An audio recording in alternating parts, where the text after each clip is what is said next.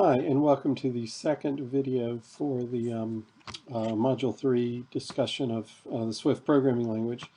I managed to fix the problem I was having at the end of last time, which was that my playground was not running rapidly. In fact, it's sort of hanging up forever. Turns out this is a problem with Xcode 9.3 on older MacBook Pro hardware. If you're having it, pull up the list of processes with the activity monitor or something like that and kill the home daemon, and it ought to fix it. It's due to overenthusiastic logging when running the iOS simulator in an iOS playground. Problem doesn't happen if you're doing a Mac OS playground, but anyway, that was what it was. And so let's go back and pick up where we left off investigating Swift. So at the end of last time, we had looked at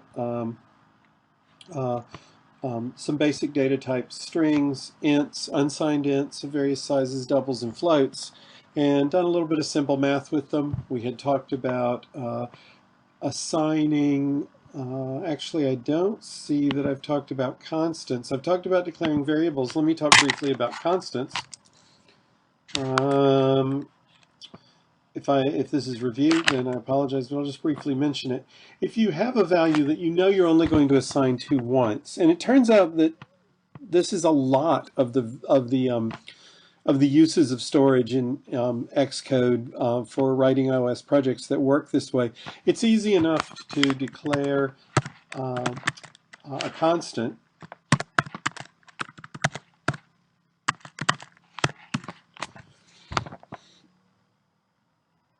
and you can then go ahead and use that that value just the way you would use any other constant, any variable's value.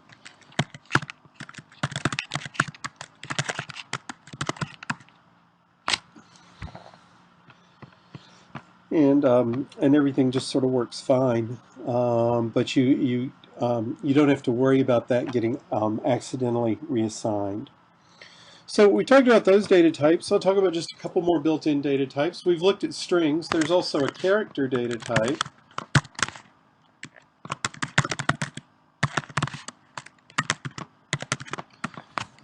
The syntax looks like the string syntax with double quotes around it. It doesn't use single quotes like in C, C++, C#, and so forth. But you can certainly declare a variable that is a single character. And you can, let's see, what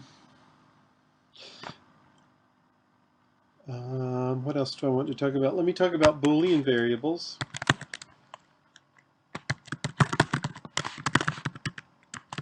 Take the values true and false. We'll use these later on when we're doing loops, if then else statements, and while loops and so forth. You can certainly, you have that data type built in for you as well. So those are sort of the simple data types that are built in. I want to talk about some sort of more complicated data structures that build on the basic data structures, and these are the array and dictionary types. An array works pretty much like an array works in any other programming language. An array is a mapping from the counting numbers to values of some other type. And you can declare which is called the component type, and you can declare the component type to be any of the other data types, including other arrays if you want to. Well, let's declare just a very simple array. First of all, we'll use an array constant. We'll say var integer my numbers equals, and I'll put some numbers in brackets. And this is going to declare a variable of type array of integers. And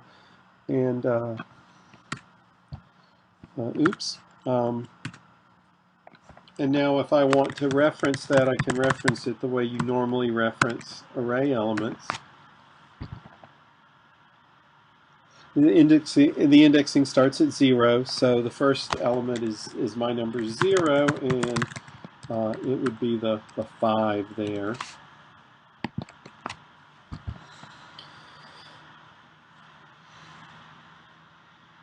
You notice we didn't have to say what size that array was. We can increase the size of the array if we want to. So I could do something like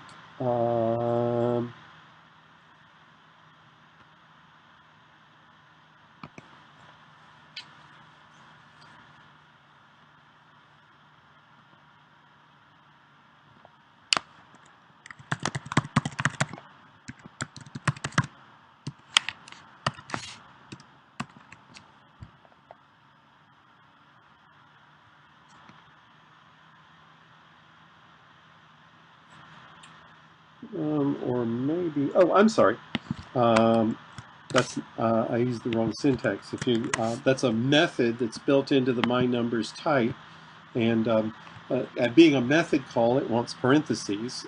So my bad on the syntax there. You can add an element to the array. So the array is dynamically sized, unlike in a language like C or C++.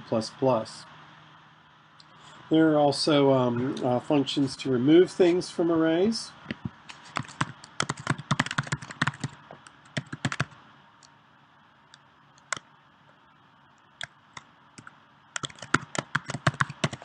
Let's say we want to remove the third element of the array. You'd think I would learn this. That should leave us with 5, 7.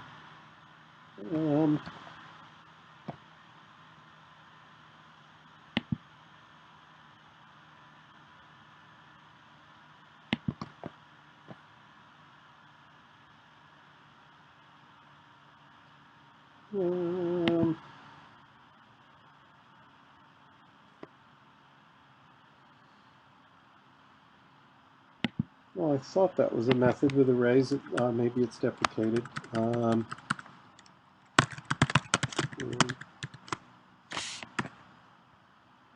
I can certainly, the remove all method certainly is there, and let's try the other one. No promises this is going to work. I don't know why the other one didn't work.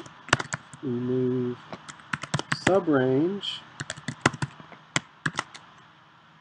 Well, it's just I should talk about subranges before I use them in this way. If you want a piece of an array, let's put some stuff back in the array. Let's put in even numbers this time.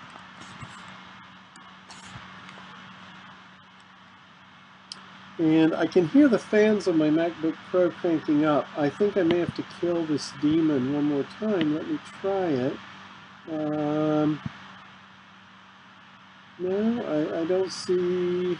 I'm looking for the home daemon and the diagnostic daemon, which have been my my problems heretofore, and I don't find them consuming a lot of CPU time.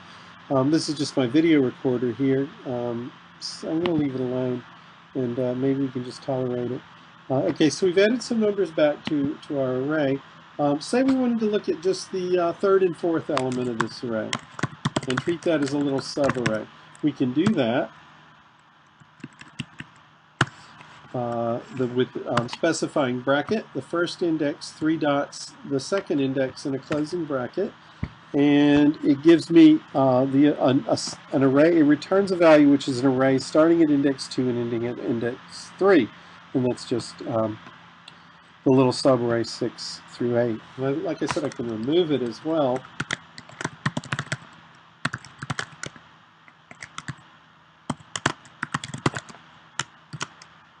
Let's remove the third and fourth elements of the array.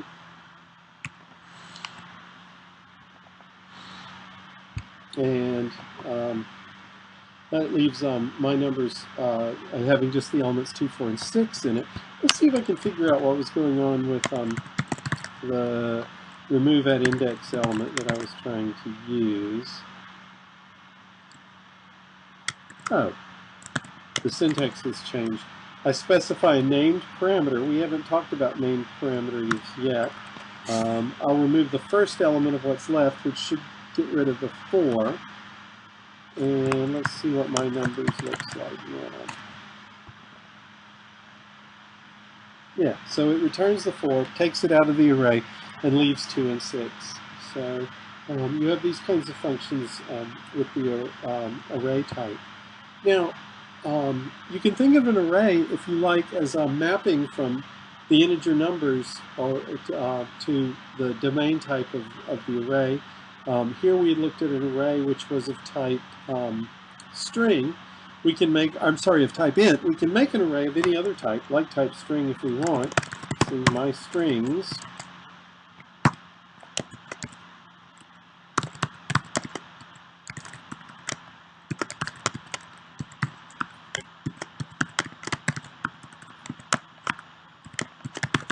might look like this. Oops, leaving out a closing brace. Okay. And oh, I've got to say that this is a variable.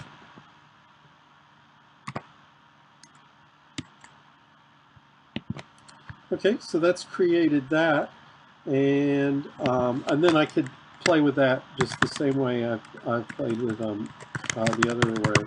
I could get the second element of my strings, which should be the word my, and so forth. But I was saying we can generalize from an array, which is a mapping from numbers to whatever the component type related to the array is, to an arbitrary sort of key value pair kind of structure. And this has been around in Swift since the beginning, in Objective-C before that, it's the concept of a dictionary. And a dictionary is an arbitrary collection of keys and values, where the keys can be any type and the values can be any type. So, for example, if we wanted to have it, so the my strings array variable was a mapping from the integers to a set of strings. We could do it the other way using a dictionary. We want my dictionary. And the way you specify a dictionary constant is with the key colon the value. So let me do it sort of the inverse. These colon 1. So the word these will map to the number 1. R. The word R will map, the string R will map to the number 2. My, we'll map that to, let's move this over just a little bit so we can get some more space, to the number 3, and the string strings to the string 4. And that should be a perfectly fine dictionary. And in fact it is. But now if I want to look up things in this dictionary, I give the key and it gives me the value associated with it.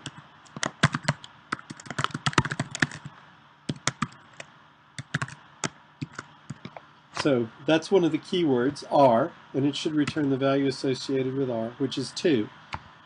And it does. So that's sort of how that works.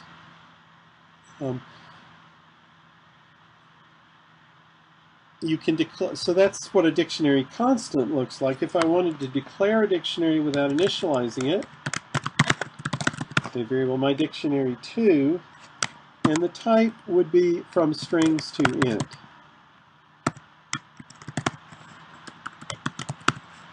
So declare it like that, and that creates a variable of that type. And now I could add things there. The way I could remove things from, there are a number of functions associated with a dictionary, and you can see those using the autocomplete. And, you can look at all the different things that are available here. I want to, the first one I want to do is remove a key. Uh-oh. Somehow Xcode crashed. See if we can restart it. Yeah, I get to show you at least. Okay, yeah, and it picks up right where it left off. I think I am going to have to kill those demons, so now I get to show you that. I can hear the fans spooling up. I see the diagnostic demon headed toward the top. Just going to sit here a minute and wait for this to stabilize so you can see what I'm talking about. Home demons coming along. And you can see now I've got one diagnostic daemons already at 104% of CPU. Springboard here, that's probably all right. You're not worried about that. But the key to solving this particular bug, other than upgrading, and apparently upgrading to Xcode 9.4 solves the problem. I'm not going to do that because we're not going to be using playgrounds that heavily. Basically, after this module, we'll just be writing iOS apps, so it's not as big of a deal. Let me go ahead and kill that daemon. Oh, it finally caught up to tell me that Xcode had stopped uninspected. And I can already hear the fans sort of winding down. So hopefully that won't be a problem. But now if I want to remove a particular element from my dictionary, I'll use remove value, and I will name the argument for key. And let's say the key I want to remove the value for is R. That should leave my dictionary with these mapped to 1, my mapped to 3, and strings mapped to 4 if I do this. And the value it should return is 2. And now if I look at my dictionary, I should find that stuff left in it. And that's in fact what I find left in it. So that's all working right. These data types, string, array, and dictionary, are fundamental Swift built-in types. They're not object types. There are some object types in iOS that, for each of these things, that again date back to the origins of iOS. And these are the types NSString, NSArray, and NSDictionary. Let me declare a variable of those types, just to show you what I'm talking about. So let me call my NS, what I want to say, my NS string.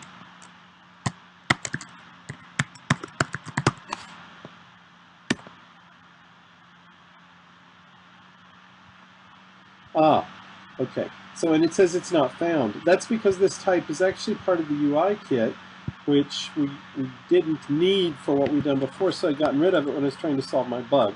It turns out I do need it to talk about these 3 types I'm talking about. So I'm going to re-import it. You notice it auto-completed that for me. That's because the type of playground platform that I created with the wizard is iOS. And I'm displaying that over here in the right-hand side. You can make these displays on the right and left go away, and the little console window at the bottom go away with these control buttons up here. But I'm just pointing out that because this is an iOS playground, I'm able to import the UI kit, and now I can declare a variable of that type. So it's not built into the Swift language, it's part of the UI kit.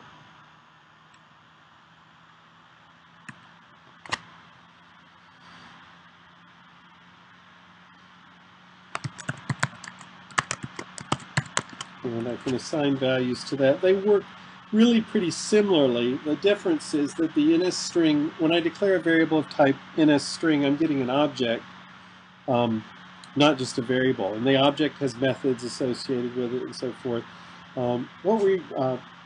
These sort of have methods associated with them too, but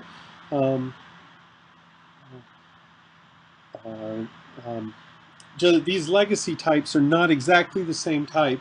You will find, and you can coerce between them, you will find occasion where certain iOS methods require an argument that is an NSString or an NSArray or an NSDictionary because they come from Objective-C, they come from the Foundation classes, and they're classes in the Foundation framework.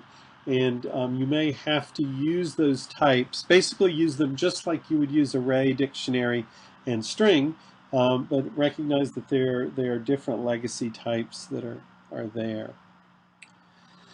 The last thing I want to cover in this piece of the video is the idea of an optional.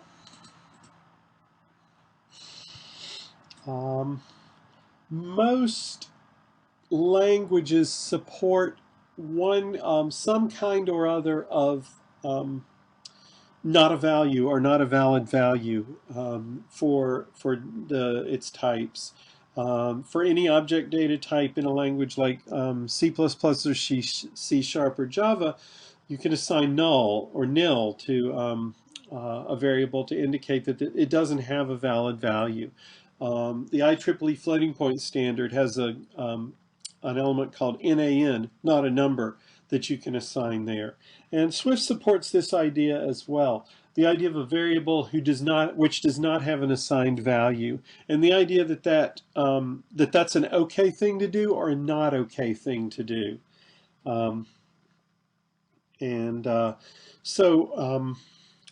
If you want it to be possible for a variable not to have a value, you can declare it as an optional type. How high do we go with the x's here? x1, x2. Let's say x5 will be an int question mark. That means it's an optional integer, and it's possible for that variable not to have a value. And I can do, if I want to give it the non-value, I can assign it like this.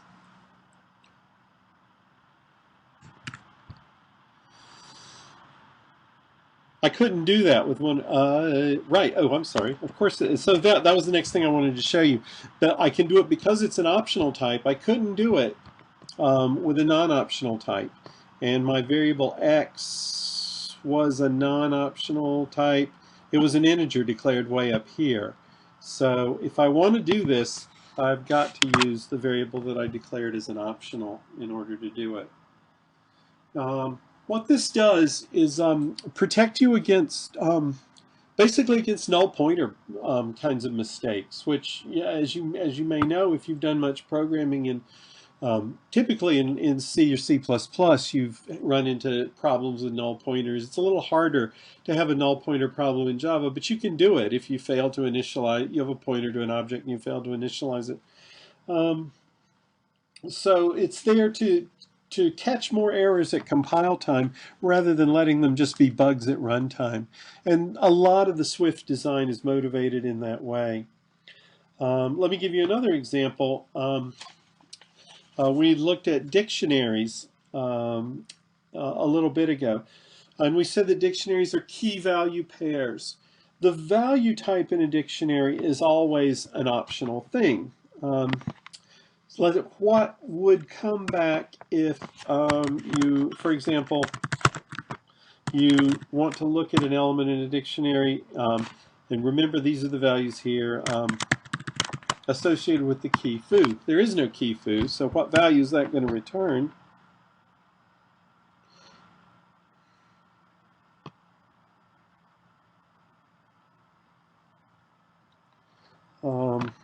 I hope we're not in the situation where my playground's not keeping up. I thought I had solved this problem, but I'm afraid it might be. Well, the answer would be it should be nil. If I have a variable that's not of a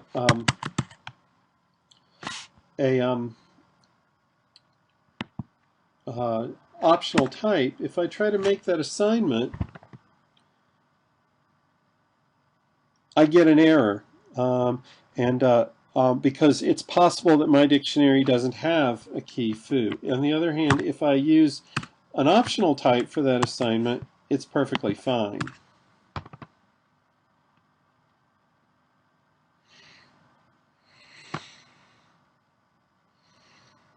So that's the purpose of optionals, to use them. If you're going to assign the result of a dictionary lookup to a variable, you've got to use a type that's optional there for it. And if you want to unwrap an optional, that is, you want to guarantee that, if you want to use an optional in a way where you're sure it has a value, like we could say x5 equals my dictionary strings. That's in there. That ought to have a value.